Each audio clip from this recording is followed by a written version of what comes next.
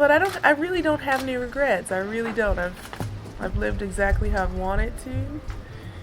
I've tried my hardest every single time. I didn't win the matches that maybe I should have always won, but I really gave it my all. So that for me is enough.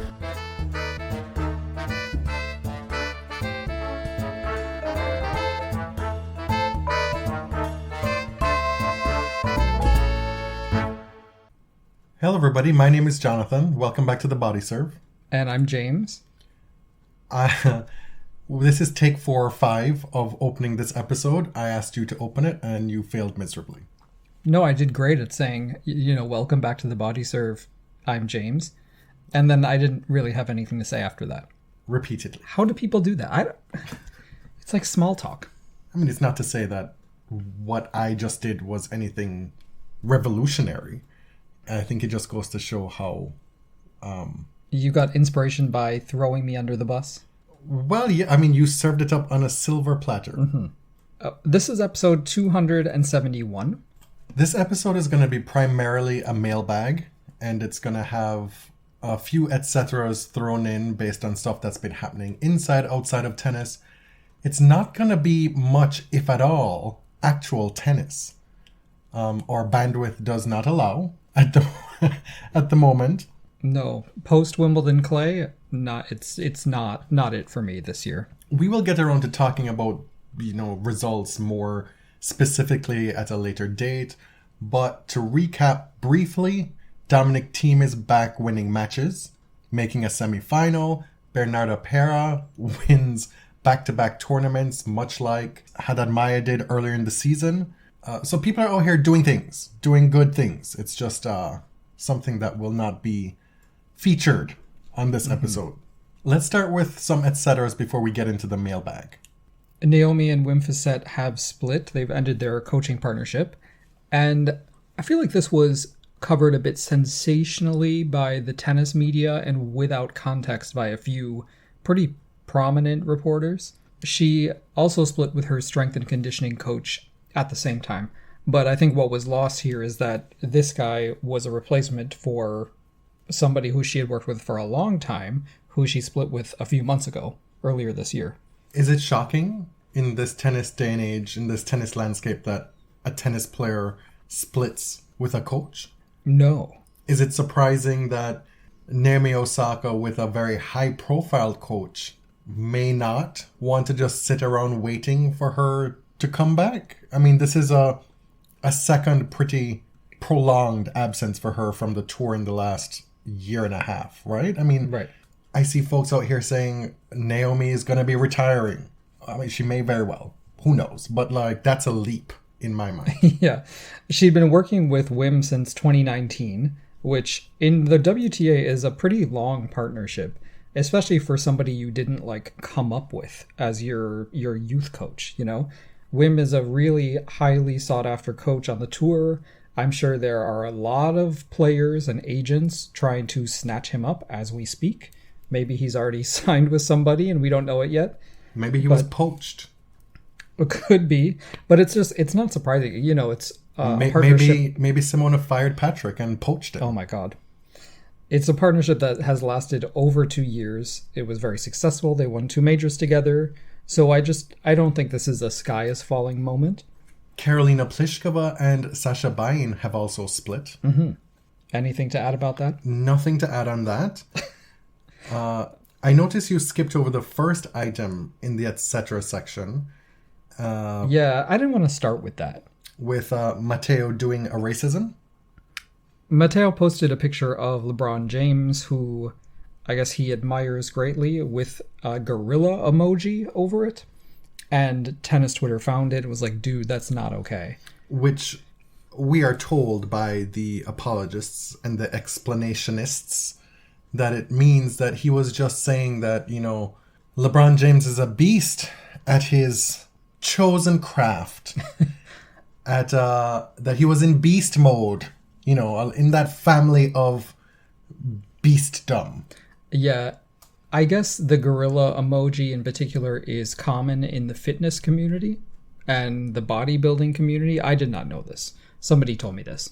But I think it's always best to avoid primate, ape, or gorilla comparisons when you're talking about black people. I mean, we've been through this. Yeah, like many we know times. this. And I also do want to reject anyone who suggests that culture is a factor here, because you can't tell me that Italians don't know the association, the racist association. I mean, in football, they have fans throwing banana peels on the pitch. Okay? At black players. Please. Specifically. Yes. So again, intent doesn't matter. Yeah, just don't do it. He took it down. He apologized. Just don't do it again. It was up for a very long time, though. Yeah. Like, a very long time. And people were commenting and tagging him and everything. I don't know what took him so long. As it turns out, the Etceteras section is fairly short. the last bit of housekeeping to do before we get into the mailbag, we are now selling pet merchandise. We are. This is very exciting to me. Bandanas, puppy blankets. What else? Pet mat, a pet blanket, and then the bandana. If your pet is like Vince, you may have a blanket in every room, several blankets in several colors in every single room.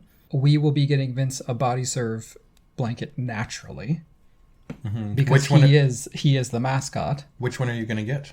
I like the one. There's one with like thousands of the green body serve, like roundel logo. A roundel. Yeah, I'm just gonna go. You know, could have said circle, but I wanted to sound better. Mm-hmm. I like that one. He looks cute in a bandana, obviously, but with his tricolor, you have to match it well to, you know, his different tones. You can find all that stuff on our link tree. If you want to go direct to the site, you can go to redbubble.com and search the body serve. For the designs that are there, they are changeable. So if you want something in a specific color or design, reach out to us and we will work that out for you. All right. Now, moving on to the mailbag. A lot of you asked so many timely questions that the mailbag covers pretty much all the news we wanted to touch on over the past few weeks, and also a lot of other interesting stuff, hopefully. It actually stole a lot of things that were originally in the etc. section to then be in the mailbag section, yes, because you were so on point with the questions. So I'm glad we are so in sync. The first thing that I want to talk about is a question from Amanda Richmond, who asked us what our thoughts were on the Kasatkina-Rublev documentary that was released earlier this week. This was about a 1-hour documentary interview with Vitya Kravchenko, who's an independent journalist and vlogger in Russia. He flew to Spain, saw Kasatkina in Rublev. I always forget that we pronounce it incorrectly in English. Watched them both practice, walked through Barcelona, and I'm always amazed at the kind of access that people like Vitya and, of course, Sofia Tartakova can get with these players and how open they are. It helps that there's such a familiarity between Andrey and Dasha. They've known each other since they were really young. Yeah. They seem to be good friends. And so there's that built-in dynamic there as well, the chemistry. But you're right, like there's a certain insider access that these two have been able to procure in their interviews that you just don't really see in Western media. No, and it's definitely a different approach to journalism, right? Because Tartakova is the PR agent for both Dasha and Andrey, but also produces kind of features, segments, and documentaries on them. But that closeness only seems to yield something richer and not get in the way of the actual journalism. Like, this is stuff people want to watch. And so there seems to be such a difference between access journalism in kind of the Anglo-American press versus what we're seeing here. It feels a lot more packaged. In the West, it feels more tied to some sort of product the athlete might be promoting. It's just more controlled. It's entirely self-serving, as opposed to trying to produce something of substance that reveals about the subjects at hand. From this small sample size, at least. Right. In tennis. And so the subjects, Dasha and Andrey, may have gone into this knowing that they're things they wanted to talk about, issues they wanted to clear up. Dasha may have done this knowing, I'd like to be open about my relationship with a woman. It could have been spontaneous. We don't know. But what we got felt raw, it felt important, and it was just fascinating to watch. It was recently done because I think it was recorded in July earlier this month. So the turnaround for putting this together was really quick. We saw footage of Andrey watching Wimbledon, or ruefully watching Wimbledon for a few seconds because he was not able to play because he was banned. That segued into a discussion about both their thoughts about the war, their position as Russian players being banned from Wimbledon, the potential for them being banned from future tournaments going forward, what their lives are like now, what their lives could look like, specifically with having a place to call home in their place of birth. Right. They were very critical of the Russian Tennis Federation, also critical of kind of the tennis establishment in the UK, at least, banning Russians and not really allowing them to offer any alternatives or compromises to get them to play. When this first broke, when it started going around social media, the thing that pinged our radar quickest was Dasha, in effect, coming out. Mm-hmm. And she has been tiptoeing out of the closet over the past year.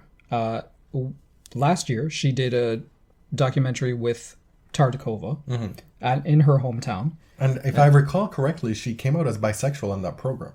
Basically, yeah.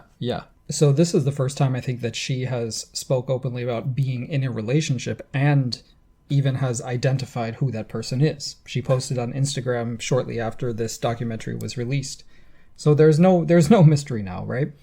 One of the choice quotes from Dasha in this vlog, quote, "Living in the closet, it's pointless. You'll be constantly focused on that. Living in peace with yourself is the only thing that matters, and fuck everyone else." And so that, coupled with being critical of the war in Ukraine, is risky and brave. And when she was asked by the journalist, "Are you afraid you'll lose your house in Russia? Are you afraid you may not be allowed back into Russia?" she broke down in tears, and that was kind of the end of the episode. So I think it's pretty rare to see major athletes this unguarded. I think it also serves a purpose for these two players because it makes clear, like, we're not like that, right? They are trying to separate themselves from what the Russian government is doing. They realize that their careers could be affected, that young people in Russia who are training to be tennis stars are at a huge disadvantage, which Andrey and Dasha both acknowledged. But they even, at first jokingly and then seriously talked about, well, maybe I'll have to change my citizenship in order to keep playing at some point. I think Dasha, more so than Andrey, realizes that these things, while still vital considerations for their personal lives and for their tennis careers, they're still secondary to the greater issue at hand, which is the killing of Ukrainians because of this war at the hands of Russia. And I think this is one of those clear cases where multiple things can be true, right? We talked about how we were unsure about the efficacy, the righteousness of this ban, if it made any sense, if it did anything. That's one issue. We can't pretend that these Russian players aren't affected as well, that they aren't people as well. And while their suffering pales in comparison to wartime struggle and suffering, this has real life ramifications for them. And I think this episode did a good job of addressing those issues without having them say they're being persecuted or that they're suffering more than others. Yeah, did I say that right? Yeah, okay. I think so. And, what does it mean to be a Russian tennis player who lives in Spain, who trains in Spain, but also has ties back home, right? Dasha has won Moscow. She's won St. Petersburg. They just won the Billie Jean King Cup last year. The Russian men won Davis Cup. They have strong ties, but they do live abroad. But by doing what they did, I think they understood that it's possible that I will have to live in exile, at least for a little while. The fallout from this. So on Match TV, which is the same network that Sofia Tartakova works for, the sports show There Is a Theme I'm sure it sounds a lot better in Russia, but that's the translation I've seen.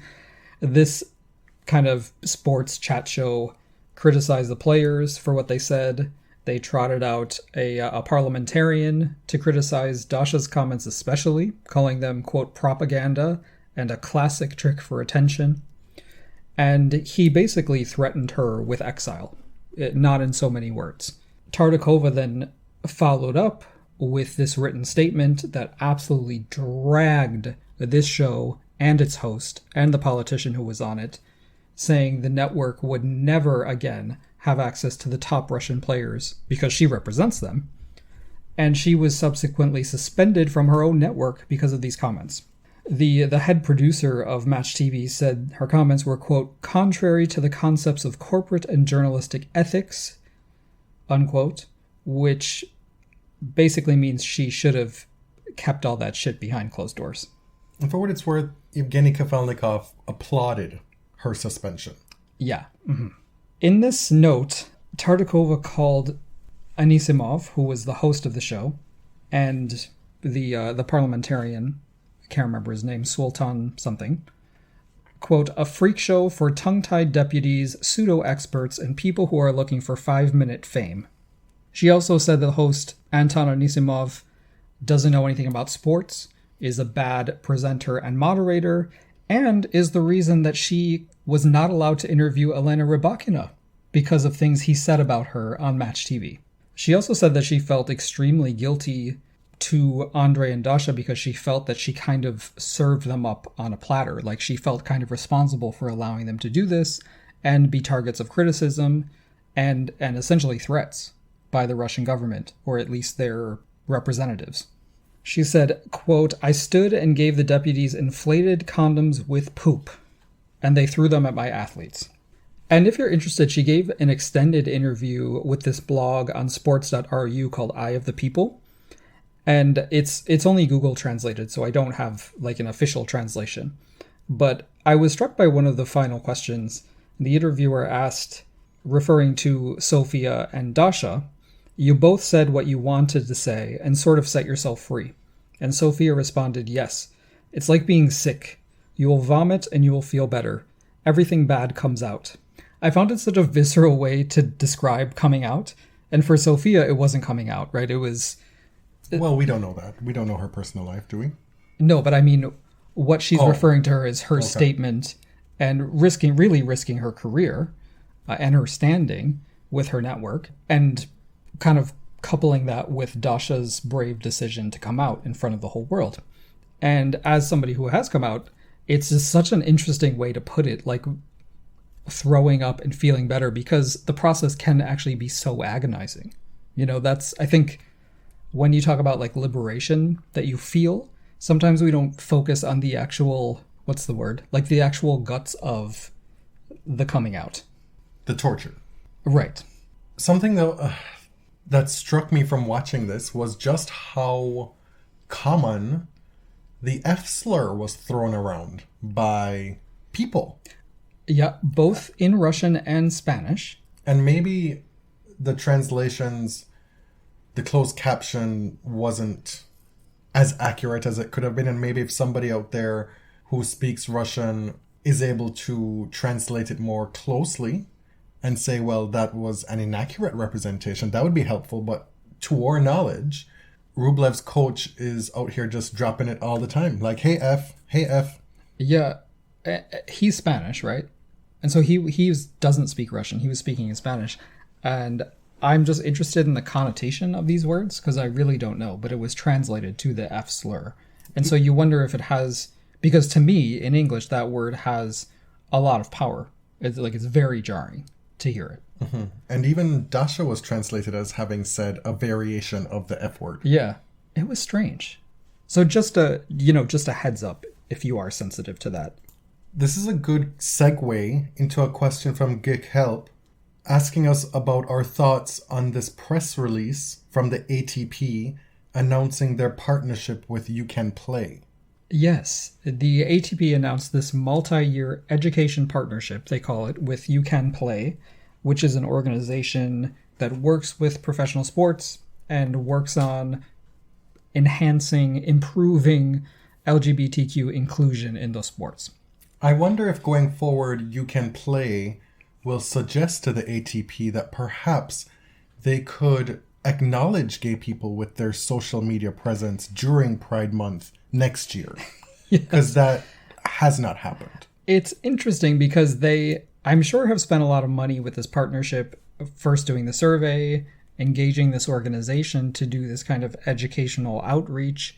They're investing here, so I want to believe that it's well-intentioned. But when I see like simple fumbles, like the refusal to do the rainbow thing, which at this point is a very intentional choice, you have to wonder, I don't know, where their heart is at.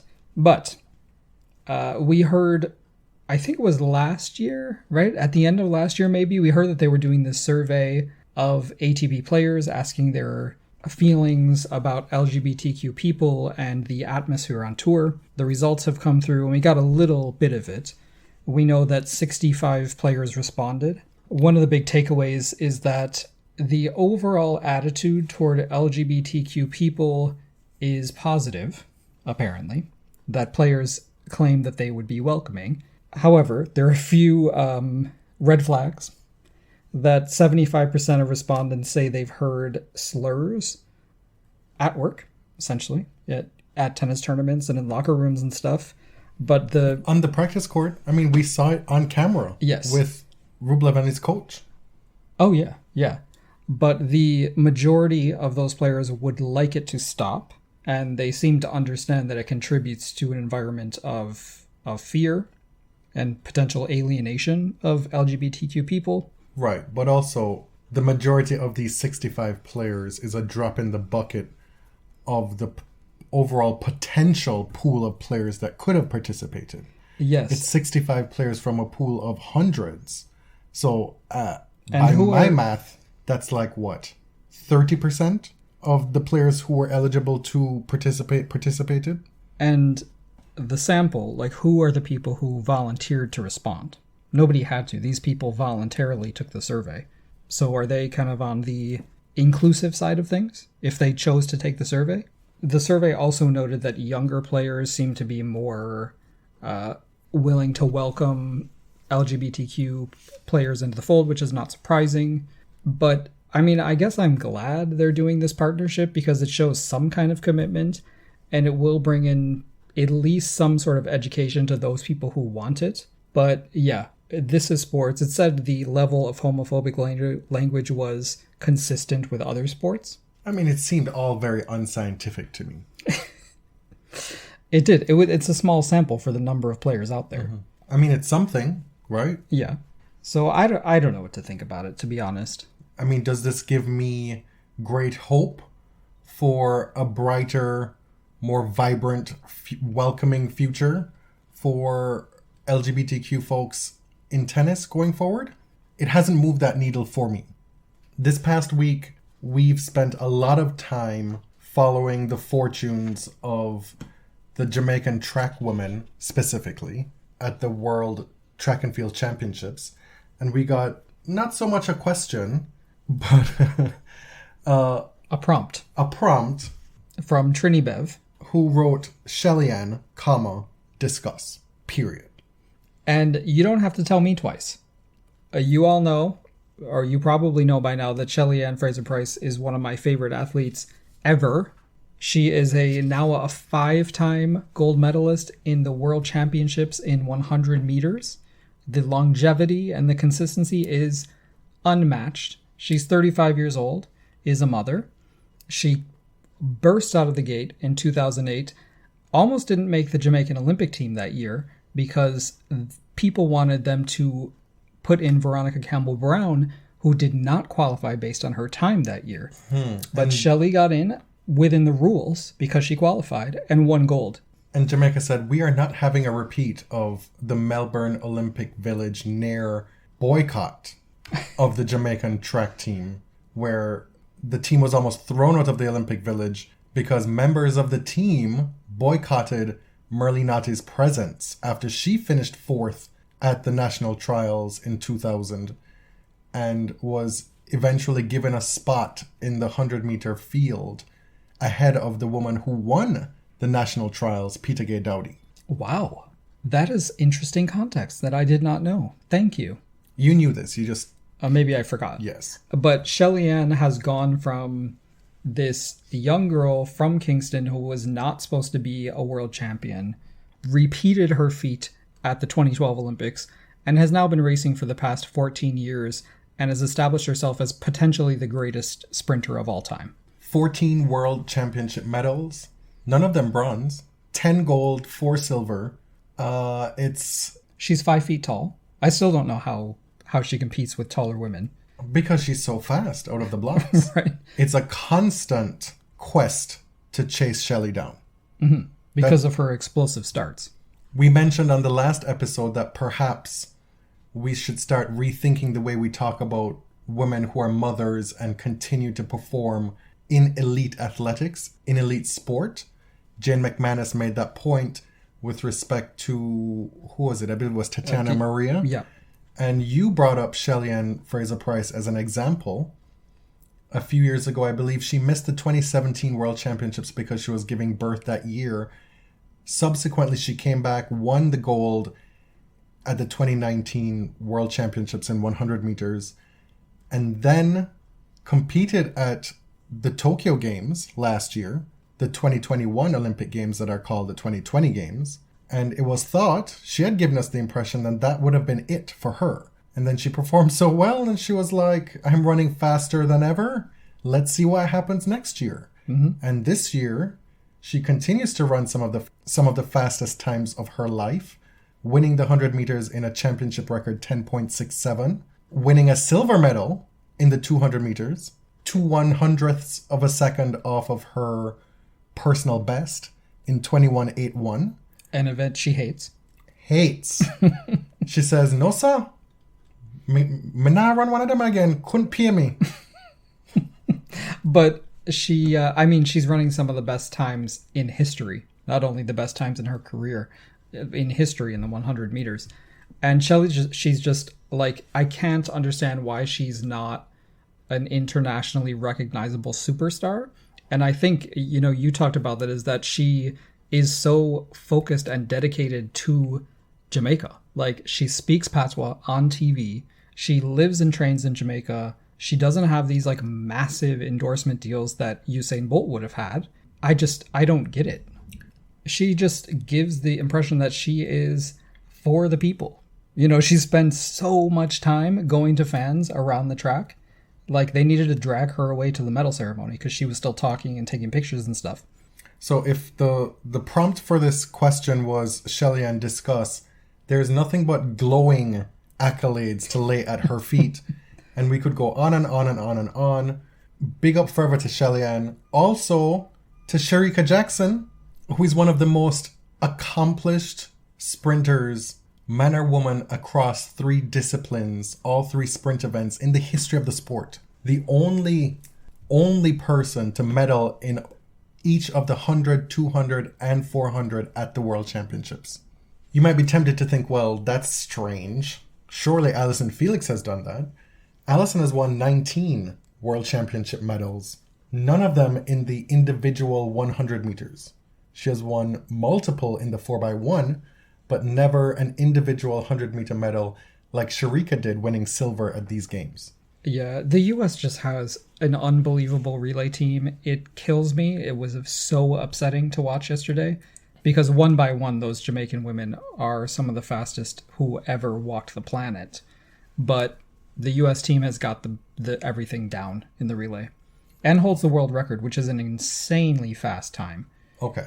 It's just a matter of practice, and it's a matter Yes. of exchanges of the baton. Yeah. That's all it boils down to. That's what the relays boil down to, especially in the 4x1. And that's where Jamaica fell short. I will not sit here and have you try and say that the U.S. sprint team is just so exceptional. No. Because that was not what happened last night. Just that they're well coordinated. The on the time relay. was not mind-blasting. Jamaica was still, 7/100ths of a second behind them with 2, maybe 3 horrendous baton passes. Yeah, and Shericka's anchor leg was scary. If she had a few more meters, that would have been done. But back to Shericka Jackson. This is a star. This is somebody who could dominate athletics for the next 1.5 Olympic cycles. Like, she is going to be the one, I think. And it was really heartwarming because she screwed up the 200 at the Olympics, remember? She slowed down and she missed the final because of it. And now she showed at Worlds that she's the best, possibly ever. She ran 21:45 in the 200s, passed Elaine Thompson-Herah's number 2 spot for the second fastest time of all time. Shericka was asked about the world record because some people question it, and she was certainly not going to be baited into that conversation. What a rude question. Why would you ask me that? Oh my god, yeah. Joy Sims asks, I love the continuity that we're keeping here. Joy Sims asks, besides tennis and track and field, do you all watch or like any other sports? If not, is there another sport you would like to be fans of? Not that tennis isn't the best, of course. I like basketball, but I'm not like a diehard fan. Some would call you, and I guess by some I mean I would call you a bandwagonist fan. Because I live here in Toronto, I'm a fan of the Raptors. No, because you only watch the Raptors when they're winning. That's false. During the COVID season, I suffered. We all suffered along with them.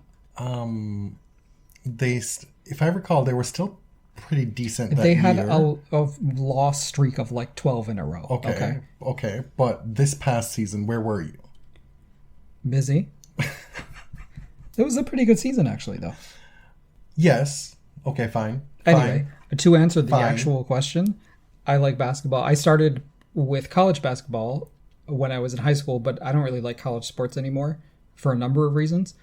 But I like the NBA. And honestly, that is it. Like, that's it. I do not like other sports. I don't like fandoms of other sports. No offense to anyone, because I'm sure you're all very nice. But no, I'm really like a kind of a 1.5 sport person. False. You watch golf? Yeah. You do? But I only do? watch it for Brooks Koepka. Okay, but I don't think that makes me a fan of golf. Right, but you are not bored by it when it's on the TV. You are. If I'm watching it, you will watch it. It depends who's playing. You will watch it. The majors this year, the people who have won are all people I have never heard of. For myself, obviously cricket. It was just on TV before we recorded today. Baseball.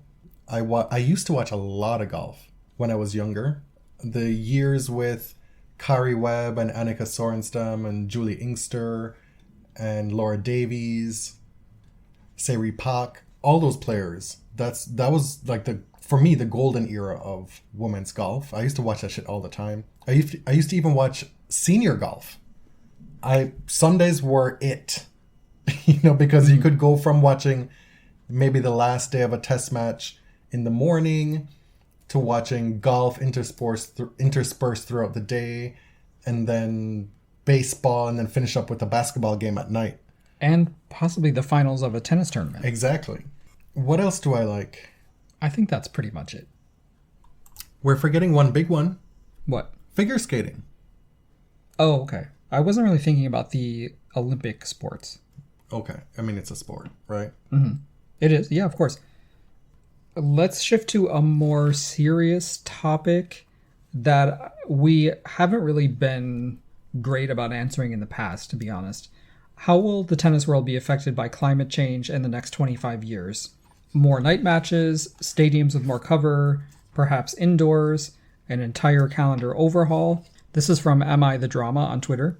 And honestly, of all the major important issues of our day, I feel the least informed about climate change, which is why I've sort of avoided the topic in the past, because I don't want to sound like an idiot, to be honest. It's not because we don't believe in climate change. Right. We absolutely do. We just like to sound informed about the nitty-gritty facts of things when we talk about stuff. Yes. So from the outset, let's establish that there is a scientific consensus that the planet's temperatures are rising and that human activities are the primary driver. So there was a story from 538 recently that was very helpful that focused on tennis, because it's a sport that is one of the most vulnerable to climate change because it features long matches outside. It travels around the world during those places' warmest times of the year, in some cases, and there's no subs, right? The players are out there alone. It's not a team. There's not really any breaks. And we often see players suffer physically. Yes. To such a great extent that players are collapsing on court. And it's often framed as, well, that's a lack of conditioning. You've got to be better. And so the response that tennis and tennis players have taken is to put their bodies under more rigorous training in more rigorous conditions. Like, you have to go and train in the hottest of Florida, in the hottest of Dubai, to make sure that this doesn't happen to you as temperatures get warmer and hotter year to year. Yeah, this was covered in the 538 story. Tennis leadership has encouraged that, and there is scientific evidence for it that if athletes acclimate to heat, within 1, 2, 3 weeks, they will begin to retain more water as they play. Their heart rate will stay down. And really, the main issue is that if your body temperature rises over 101, then you're putting yourself at risk for heat-related illnesses. And so all of these climate models from the UN, from NASA, everybody is predicting over the rest of the century, the next 78 years, that the Earth could warm by 6 to 10 degrees Fahrenheit compared to the pre-industrial era. Like, that's a lot. And it's becoming more rapid, unfortunately. And so we can see this in like insane weather events, like all these heat waves and tsunamis and fires and floods, and these things will probably become more numerous. And I admit, like, that's probably the part of climate change I understand the least, is why those things are happening. We did meteorology in like 8th grade earth science, really bad at that. But the point is, tennis is going to become more and more difficult, and we have seen tennis tournaments mishandle the heat so badly in the past. But we've also seen measures to help athletes deal with it. But moving forward, like, do I trust, say, the Australian Open to have players' health in mind as the number one concern? We've seen the Australian Open hem and haw over these different ways of measuring temperature and heat index. Remember the wet bulb globe temperature? We saw players collapse from the very, very poor air quality during those wildfires in Australia. Like, do I trust tennis leadership to handle this properly? I don't know. Like, I think that the bottom line has a lot to do with it, unfortunately. So there has to be a way to incentivize players' health in a financial way. You can't have players collapsing out here. There's a reckoning coming, it seems. Yeah. And they've instituted the heat rule. Like, there's mandatory breaks between sets. They have the ice towels, those fan vacuum tube things. Is that enough? Probably not, but I'm not a scientist. But I do think over the next few decades, tennis will probably have to move inside. It seems like the rational option here, especially in places like Australia when you're playing in the dead heat of summer down there. One of the I don't know how easy it is, but one of maybe the targeted responses that could keep tennis outdoors is to find a way to control the air quality and the heat inside a stadium with an open roof. That seems to be something that scientists should be able to tackle. With an open roof. With an open roof. Or to cancel play if the ambient air quality is so bad. Right, if it's not something that can be addressed. Like Middle East tournaments, I don't know. Will those tournaments survive? Should they survive? Should they move indoors? I do think at some point, like, tennis is very famously conservative and slow to address problems, especially calendar problems. So I don't see, like, over the next few decades, I don't really see them shuffling around tournaments, especially majors, to avoid hot months in those places. I just don't see it happening. I think those places, Tennis Australia, the USTA, would gladly spend millions and millions of dollars to build more indoor courts rather than lose their spot on the calendar. Michelle Jabur asks, I would really like a deep dive on Yulia Putintseva. I'm sorry to disappoint, sir, but that is likely never to happen on this show. We were not prepared for it today. It's never say never. I said likely never. It could possibly. Why don't you just watch your flat Earth videos and shut up? The less obvious question, what about your overall opinion on her? I'm not a fan. I'm not one of these folks on tennis Twitter who is enraptured by the antics, by the scams. Because if it's not one, it's another. Yeah, you know that what? Doesn't tickle me. As you know, I love mess, but I need somebody who can back it up. And yeah, she's a very good player, but with her, it's always something. It must be very tiring to follow a player where, like, there's always something. And I've been feeling this way about Ostapenko, so please do not cancel me for this. You were pushing back at me on the last episode. I know. She's entertaining, and like it's not worth getting all up in arms about, oh my god, she said this. Like, literally, who cares? But I do think the WTA could use a messy queen who consistently wins. Well, that was my point. Villain. That was my point. Talk your shit, but win. Yeah. Don't be talking about how, well, if I coulda, woulda, shoulda. It's like, no, win and then tell me why you're so much better than everybody. Exactly. I mean, it's just absurd at this point. Michelle also asks, who are 3 likely new additions to the top 10 in under 3 years? This is squarely not in our wheelhouse.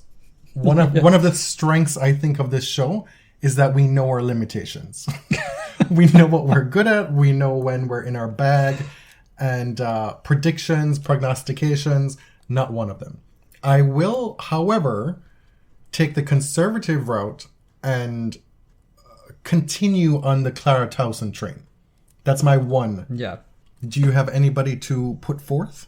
Yeah, I think Marie Boskova has a real shot, and I hope she does it. And potentially Veronika Kudermetova. Mm-hmm. So you're saying you don't know anybody on the collegiate circuit, anybody on the the future circuit? I do not follow juniors at all, and sorry about it. The next one is from Delbert, who is an IRL friend as well as a friend of the show. Snack update. Any new recommendations? And we've got to get this right because often he brings us the snacks that we mention on the show. So I shouldn't mention the candy from the dollar store? No, we used to eat that with Delbert years ago. Should I say we like caviar? Just as a snack. Quail eggs? This convenience store down the road has a bunch of different like cereals that they don't sell in Canada. I don't know where they get them. It's kind of enhanced versions of the regular cereals, you know. So they have this caramel cinnamon toast crunch. They have all these different kinds of Lucky Charms I never heard of, Captain Crunch. And I gotta say, the originals are kind of where it's at. They're tried and true for a reason. So all the extra stuff, the churro, cinnamon toast crunch, it doesn't hit. So I realize I just told you things that I don't like. Snacks, Tostito Scoops, man. Like, that is a classic. You cannot miss. And I've started making guacamole at home and different kind of dips. I made... When was the last time you did that? A little while ago. We haven't had avocados in the house for a while. You had ordered biryani a few days ago, and I'm like, I really want to know how to make this at home, or at least some approximation of it. And so I made the yogurt sauce that goes with it. Amazing. But snacks, I'm drawing a blank. Yeah, I don't really snack. I keep it very simple. I was roasted last time when I said I liked Fig Newtons. Like, I was called because an you old like hag. Old people snacks. I was called decrepit. I was called absurd. Not dissimilar to words I've been called on the internet this week. And what else do you like? Werther's Originals? Yeah. I haven't had a Werther's in forever. You know what's good? Haribo watermelons. Yes. The watermelons. Those are really good. And also, when we were in Spain, we got these Haribo... Is it Haribo? Or whatever. You know what I'm talking about. these strawberry candies, which I cannot seem to find in North America. Those were out of this world. The snack that I have the most is something I take with me on my way to work, is Nature Valley almond granola bars. Classic, simple, it gives a lot. Yeah, and the tennis connection. Remember the Nature Valley Bowl? Or the Nature Valley whatever? Classic? The Nature Valley Tree Forest Open. Yeah, like one year they renamed all the grass tournaments Nature Valley something. TikTok Tennis asks, as R&B fans with diverse tastes, thank you, what's your favorite R&B cover of a song from another genre? Currently, Oars has been revisiting Maxwell's cover of This Woman's Work by Kate Bush. Yes. So I read the first sentence of the question and immediately thought of This Woman's Work. So well done. I would have picked that if TikTok didn't mention it already. I did make a small list on my notes app. You want to hear it? Oh, you did? Yeah. I prepared. This is like one of the only ones I prepared for. One of the obvious answers is Whitney's I Will Always Love You, which I guess technically is more of a pop ballad. Right. Whitney's version isn't really R&B to me. Mm-hmm. I would offer I Swear by All For One, which I guess could veer into pop as well. Sure. There was so much crossover, especially in the 90s. But I would give that one as one of my options. Was that like a country song before? It was originally a country song. I have a few, and they sort of cover soul and R&B. Killing Me Softly with His Song by Roberta Flack is actually a cover. And of course, hers was famously covered by the Fugees in the 90s. But Roberta covered Lori Lieberman. It was a song written by Gimbel and Fox. And apparently it was inspired by a time where Lieberman went to see Don McLean sing. And she wrote all of these sort of poem fragments on little napkins. And it's referenced like when he read my letters out loud in the song. So Roberta obviously made that song a classic. Roberta Flack and Donny Hathaway's version of You've Got a Friend by Carole King. And in the early 70s, a lot of people were trading that song back and forth. Mm-hmm. And they all bring something really cool to it. James Taylor's version is the most successful commercially. And he worked really, really closely with Carole King and Joni Mitchell while Carole was making Tapestry. James was making Mudslide Slim. This incredible, like, artistic, like the peaks of these people's genius. They were working together. But my favorite version of the song is actually Roberta and Donnie's. And then what else? Proud Mary. Yes. Originally recorded by Creedence Clearwater Revival, CCR. Yep. Which was very much like a Southern Bayou folk rock song. And I would also say Bringing on the Heartbreak by Mariah Carey. Originally done by Def Leppard. Mm-hmm. I also want to mention, mine are old. Yeah, I like old music. A House Is Not a Home. Luther Vandross, to me, is the definitive version, but it was a Burt Bacharach pop song from the 60s. It's very much giving Burt Bacharach. Yeah. And Stevie Wonder's cover of the Beatles' We Can Work It Out, which made the song just something it wasn't. Mm-hmm. It's an incredible version. Lisa Crispin asks, I hear pundits sounding critical of Serena's starting to play, saying she's not fit. She should have played more before Wimbledon. I don't hear that about Rafa or Federer when they come back from injury. Any thoughts on why people are so critical of her? No. Are there any guesses as to why people would be more critical of a black woman than they are of these other two dudes? I have thoughts. And so not brushing the racism aside, because that's very much part of it, I think a lot of commentators or journalists don't really like her. Just don't really like her. Okay. And the reasons for that are obviously an amalgam of many different things. I'm not going to sit here and say that I haven't seen that in person. Exactly. Because I have. Yeah. So she's treated differently because she is black and a woman, yes. And I think a lot of journalists are... it's not their role to tell you how they feel about a player, but I think they just simply don't really like her that much. We've always said that transparency in this regard is the best practice. in quote unquote sports journalism. And it's something we try to do. Right. Tell you who we like and don't like. And will I say, like, as a fan, are there times where I'm thinking, oh, I wish she had played a warm-up? If she had a few more matches, I think she would be really fit, or she would be in better form. Sure, definitely, I've said that. Well, there's a difference between commenting strategically about your lead-up and your practice and your preparation without it veering into, oh, she looks fat. Exactly. Her body is out of shape. So when it becomes a commentary on her body, specifically what this black woman looks like, who is playing tennis at a time when almost nobody plays tennis at that level. Like, this is unprecedented. Yeah. Like, there is no frame of reference here. Mm-hmm. So in a way, there's never been a frame of reference for her or her sister or their careers.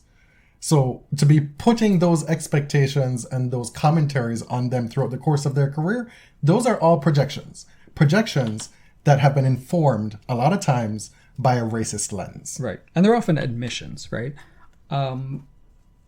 We've seen with Serena and Venus, like, they do things that are seen as ridiculous or weird or unconventional, and they make room for other people to do those same things and not have to go through that barrage of criticism, which is actually a great thing, right? Like, you want to leave a better world for the people coming behind you, but they are often the ones who have to bear the brunt of it at the beginning.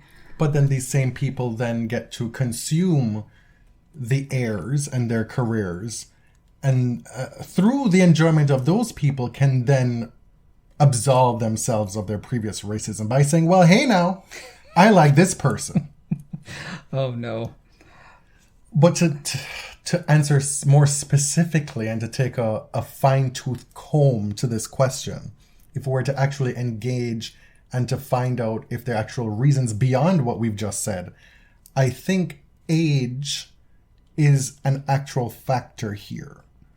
I don't think anybody expects Roger Federer, who's at a similar age as Serena, to come back and do anything the way Serena could if she really gave it a go. Well, I think that's the difference, right? Is that the expectations of Serena are so incredibly high. Like, people expect her to come back and be able to contend for that 24th major title. Also, Serena will come back after not playing a year and not playing a lead-up outside of doubles and say, clown question, bro, when asked, what are your expectations? Well, and those are the expectations that she has also set for herself. Mm-hmm. I think there's also, if you compare between Rafa and Serena, Rafa taking 6 months off at the end of, when was that now? 2020, right? No, last year. At the end of 2021. Yeah. Rafa taking the second half of the year off to come back. It's not crazy that he could still play well and play at a high level, especially given the minions on the ATP tour. Well, we're not questioning Rafa because when he has come back from injury over the past year, he's been at an incredibly high level. And Serena has done that before too. Right, just not recently. But if this were her at age 35 going on 36, we would be thinking about it as an expected thing. Yes.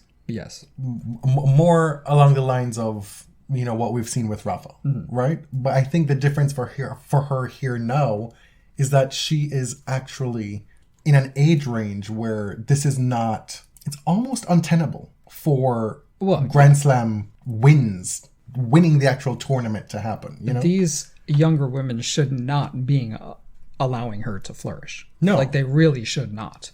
And if Serena does, that's a testament to her talent. But I think a lot of it is, like, she has lost a lot of speed. So to be completely fair, right, she looks like a different player than she used to be. A lot of her skills and touch and everything is still there, but she's lost a lot of speed. And Rafa has as well, but it's not as noticeable. Yet. Right. He is 5 years younger than her. 4 to 5 years younger than her. But I think, like you referenced earlier, a lot of people just look at her. They look at a woman's body and they say that person is unfit. There's not any scientific backup to that. They're just looking at her and saying, I don't think that person looks like an athlete. Mm-hmm. And then when she, in prior years, showed up and won, even though she didn't look the way she was expected to look as somebody who would be winning this tournament, then there were other excuses and reasons and explanations for why it happened. Right. There's always something. It's a no-win situation for her, period. Arun asks, any new TV shows you guys are watching? Would also love to hear your thoughts on Renaissance after it comes out. Well, that goes without saying. New TV, like, not a ton, I realized.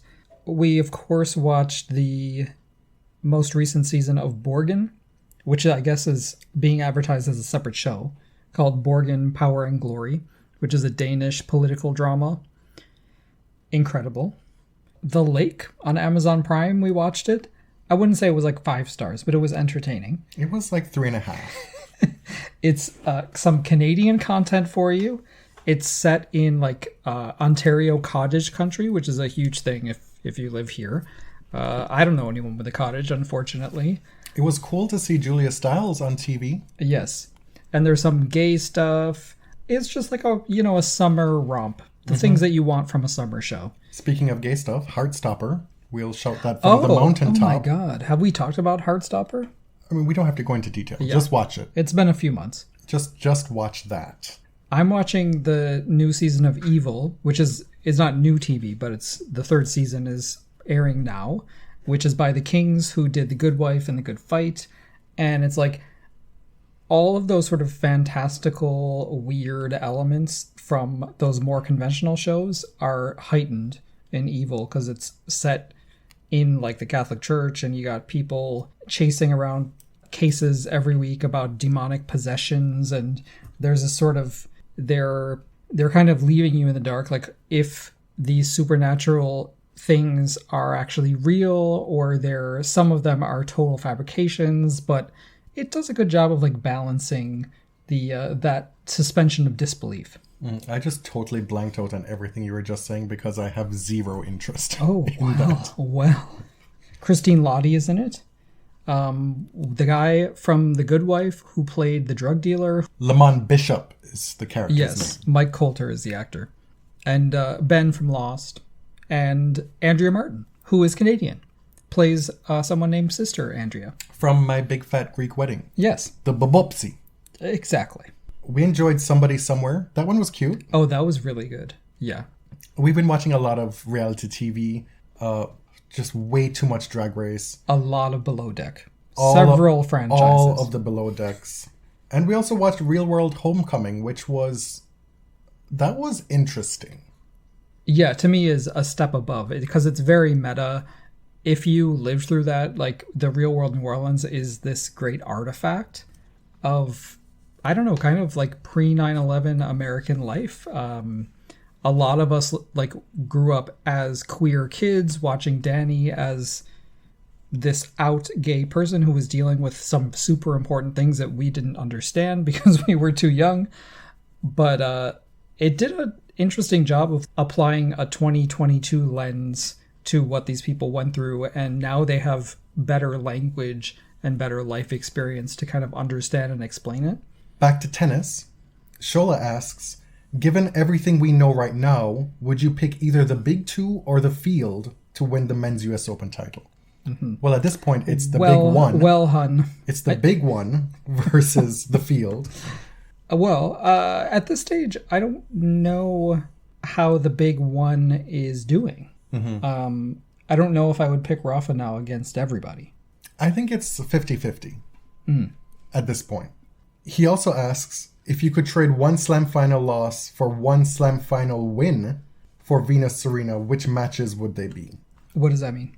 Meaning a slam final that they lost, that you would turn it into a win. Which one would it be? Oh, yeah, sorry. It would be the 2018 US Open. It would be the 2017 Australian Open for me. Mm-hmm. That semifinal deserved a follow-up with a title. That season deserved a title. And if not for that one, then I'm sorry, Sloane. But that backhand goes in the net. And Venus goes on to win that match and beat Madison Keys in the final. But I have a question for you. Okay. What was it like with your foray into tennis parody this week? How was that experience for you? Parity or Parody. What does that mean? With your tweet about Nadal. It was a horrible experience. No, it wasn't horrible. Like, so one particular member of Nole Fam who's known for tweets that are, shall we say, unburdened by reality, tweeted about how Rafa has ties to Bill Gates and POTUS and the regime that controls the United States, and they have a vested interest in Rafa winning the US Open. Which is why he won't be allowed into the country. Novak. Because he's unvaxxed. Exactly. Yeah, it's a conspiracy against Novak by the Bill Gates Foundation, I guess.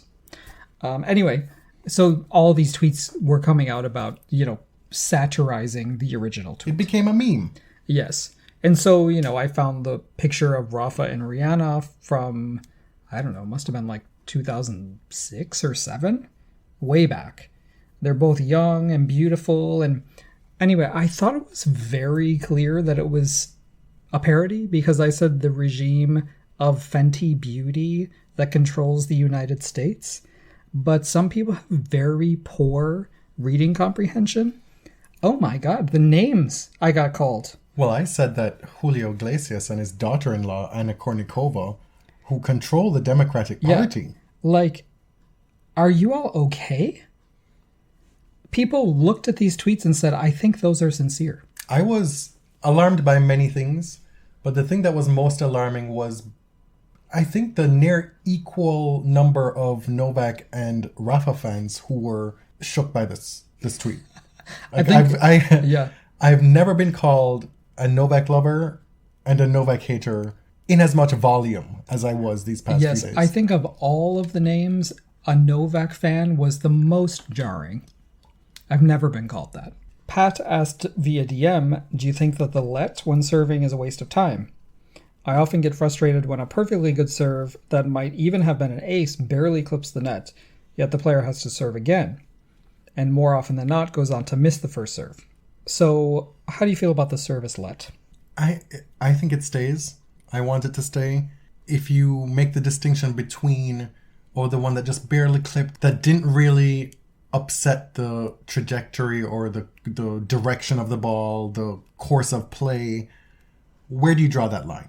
How do you draw that line? Because you're inviting subjectivity into it, and people are going to be upset. And then so you either allow all lets or no lets. And I just cannot fathom a match being decided by, clip the net, bloop, drops over. Like, that's crazy to me. No, that would be awful.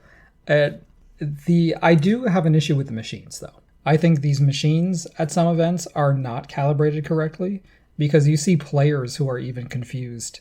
Like, what? It seems the ball sailed over the net easily, and then the machine beeps. And then the ump says, I can only go by the machine. Yeah. Like, I have no power to overrule. So I think this might be one of those cases where the eye and the ear test might be the best way to go forward. Just let the umpire be like, yeah, that was a let. Yeah. Don't take the technology out of it. That way we can get rid of those really stupid ones. Right. That would not have caused any interruption to play at all. Mm-hmm.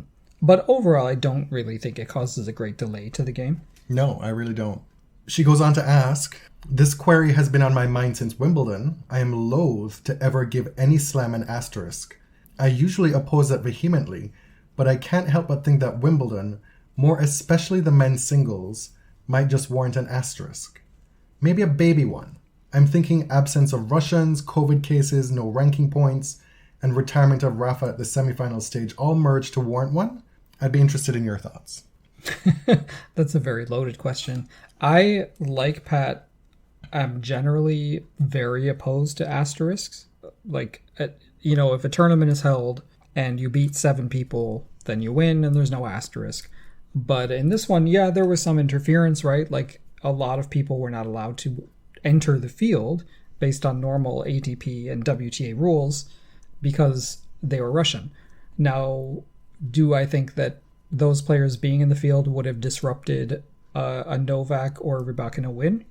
I have no idea, right? Like, those players could have changed the entire complexion of the draw. That doesn't mean, like, if Medvedev played, he would have won, but there could have been, like, a butterfly effect. There's way too much uncertainty. You think about this with this question as the what ifs. What about if this had happened, if this had happened, if that person had been allowed to play? But they are equal, if not more, number of unknowns if these people were in the draw. Right. So it's like, did we get Gaston winning Wimbledon because of all the things that happened? No, we got Djokovic. Right. Which with a full field. We got a 6-time winner. With a full again. field, that's probably what was going to happen anyway. So I generally don't, well, not even generally, I just don't believe in asterisks unless they're slams played by Margaret Court. And even then, they shouldn't be asterisks. They should just be wiped from the record. And in that case, they're not asterisked, but we acknowledge that open era records should be viewed separate and apart from pre. In this case, I was scrolling Twitter and people are still complaining about the points thing, right? Like Kyrgios would be ranked whatever if there were points from Wimbledon. And at this point, I really have to laugh about this line of thinking because after Russian and Belarusian players were banned, the obvious response from ATP players and WTA players is a boycott. So I cannot abide this thinking, this complaining about the points thing when your labor leaders on both tours never even deign to suggest a boycott. Like your fellow players have been banned from the draw. They're not allowed to play. Tennis United, baby. What are we doing here? If you are a collective group, this is your collective action. Like this is, at this point, your only recourse. Wimbledon made a decision. Your governing body, the tour that you play for, made a reactionary decision. Those two are going at it. You have a choice too. Right. I'm not saying it's a good choice, but I just would like some acknowledgement that, like, yeah, I made the choice that I wanted the money and I wanted to play Wimbledon. Undercover DB asks, if you could each choose 1 year of tennis to go back and experience for the first time, which year would you go back to and why? Am I going to read the rest of this question? And I want as much Badussy serve, sass, and wit as possible. Please and thanks. Very polite.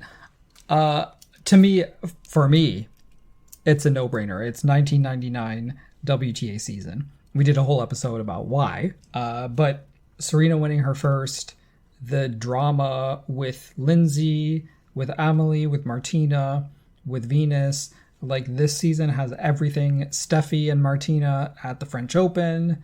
Steffi retiring after Wimbledon. The girls were fighting, but the tennis was top-notch. I'd like to go back to my very first year in 1994. I'd like to experience it again with what I know now and see how my perspective of it is different. Like, would I have been fans of those players back then? Would I have been standing Conchita, Arantxa and Andrey winning the US Open? How would I have felt about that Wimbledon final? I wonder. with what you know now. And just be able to get an idea of how the game really, truly has changed in that time. I would really like to go back to 1971 or the early 70s just to see the birth of the Virginia Slims tour and there was a lot of general upheaval in tennis at that time. There was this huge boycott by the male players of Wimbledon, right? Over Nikki Pilic. There was all this infighting about like who would control the tours. And I'd be interested in the way that it was talked about, like the way it was perceived. I think that's cheating. Why? I think you're supposed to go back and pick a year that you've already experienced. It says for you to go back and watch and experience for the first time. Oh, I guess that was implied in the question. Because if we've never seen it before, then it would by default be the first time. Okay, right? fine. Then I would love to see Serena Slam 1.0, 2002. But that you'd only get to see 3 of them. Sure, but it's confined to 1 year. And of course, I would love to live through 2012 again, when everybody thought Serena was basically done, and then she did all that. As always, a few of the questions won't make it to air. It doesn't mean that we didn't appreciate them or that they weren't good questions. There were a lot of great questions that we didn't get to. We might get to them on a future episode. As always, you can find everything BodyServe related at linktree.com. You can find the link to Redbubble, where you can now purchase pet merchandise, pet blankets, bandanas, mats. My name is Jonathan. You can find me on Twitter at tennis_John. And I'm James at ElliotJMR. 2 L's, 2 T's. Thanks for listening. Till next time. Thank you very much.